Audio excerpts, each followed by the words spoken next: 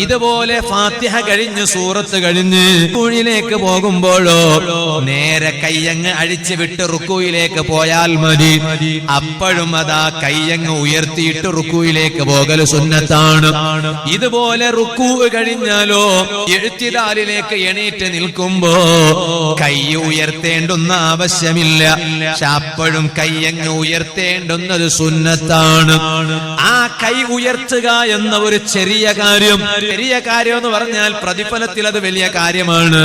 പക്ഷേ നമ്മുടെ കാഴ്ചയിലും നമ്മുടെ നോട്ടത്തിലും അതൊരു ചെറിയ കാര്യമാണെങ്കിൽ ആ കൈ ഉയർത്താതെ നിസ്കരിച്ചാൽ ആ നിസ്കാരം ഒരു കുറവുള്ള നിസ്കാരമാണ് കേട്ടോ, പരിപൂർണമായ നിസ്കാരമല്ല.